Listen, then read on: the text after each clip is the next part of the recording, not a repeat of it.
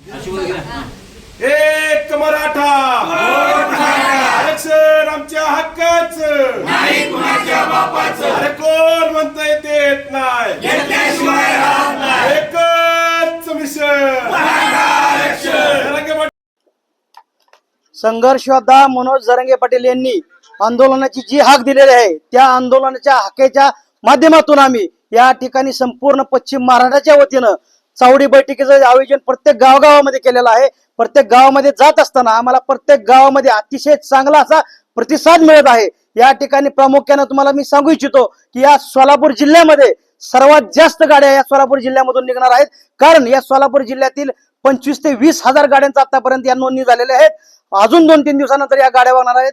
परंतु या ठिकाणी माळशिरस तालुक्याच्या वतीनं या ठिकाणी 1000 ते 1500 गाड्याचं आतापर्यंत नियोजन झालेलं आहे चावडी बैठकीच्या माध्यमातून. आणि या ठिकाणी प्रामुख्याने माळशिरस तालुका हा पश्चिम महाराष्ट्रामध्ये आघाडीने असेल या ठिकाणी. आणि या ठिकाणी या महिला भगिनी सुद्धा आमच्या येण्यासाठी इच्छुक आहेत. त्यामुळे माळशिरस तालुक्यातून कमीत कमी 400 ते 500 महिला या मुंबईच्या आंदोलनासाठी निघणार आहेत. त्याच्यामुळे सरकारला आमची विनंती आहे लवकरात लवकर सरकारनं आमच्या आरक्षणाचा प्रश्न मार्गी लावा.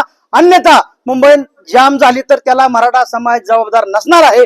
म्हणून सरकारला विनंती आहे की तुम्ही आरक्षणाचा लवकरात लवकर निर्णय द्यावा. आरक्षण आपण दिलं तर मराठा समाज हा नक्कीच तुमच्याकडे गुलाल घेऊन तुमच्या जवळ मुंबईमध्ये येऊन हा गुलाल उधळणार आहे. एवढंच या ठिकाणी सांगतो. किती गाड्या सोलापूर जिल्ह्यातून अपेक्षित आहे? या सोलापूर जिल्ह्यातून 50 ते 60 हजार गाड्या जाण्याच्या अपेक्षित आम्हाला आहेत. कमीत कमी 2 ते 5 लाखच्या वरती लोक जाण्यासाठी इच्छुक आहेत.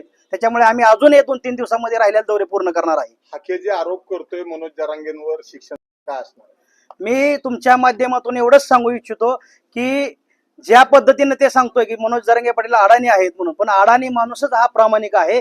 तुम्ही शिकलेला असून सुद्धा तुम्ही समाज विकलेला आहे. तुम्हाला या ठिकाणी एवढंच सांगतो की विडी माणसंच मराठा समाज असेल, बहुजन समाज असेल, दलित समाज असेल, आजपर्यंत छत्रपती शिवाजी महाराजांचा इतिहास आहे की विडी माणसंच इतिहास घडवतात.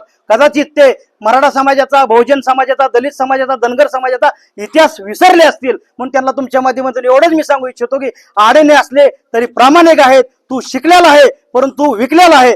त्याच्यामुळे त्याच्याबरोबर त्याच्या समाजाची सुद्धा लोक या ठिकाणी मागं नाहीत. त्याच्यामुळे दुसरा समाज सुद्धा त्याचं नेतृत्व स्वीकारू शकत नाही. या ठिकाणी आपण परवा काल बैठक झालेली आहे बीडमध्ये. त्या बैठकीमध्ये सुद्धा बघितलेलं आहे की 500-100 सुद्धा लोक नाहीत. म्हणजे ह्याच्यावरून त्यांनी ओळखून घ्यावं की त्याचा समाज सुद्धा त्याबरोबर नाही. मग ह्याच्यामुळं दुसरा समाज तर त्याचा कसा स्वीकार करू शकेल हा माझा प्रश्न आहे. गणपती उत्सव आहे, कसं होणार आहे गणपती उत्सव सार्वजनिक दर्शनी? आम्ही हिंदू परंपरेला मानणारे लोक आहोत. मुंबईमध्ये 1.5 दिवसाचा गणपती बसवतात. परंतु आम्ही या महाराष्ट्रामधील गावगाड्यातील सर्व बहुजन समाज असेल, मराठा समाज सर्वजण मिळून 11 ते 13 दिवसाचा गणपती बसवतो. यावेळेसचा गणपती आम्ही मुंबईला घेऊन जाणार आहे. आणि मुंबईला आम्ही या ठिकाणी त्यांना विनंती करतो त्या बांधवाला की यावेळेस आम्हाला सुद्धा समुद्रामध्ये आमचा गणपती विसर्जन करायचा, एवढीच या ठिकाणी विनंती करतो.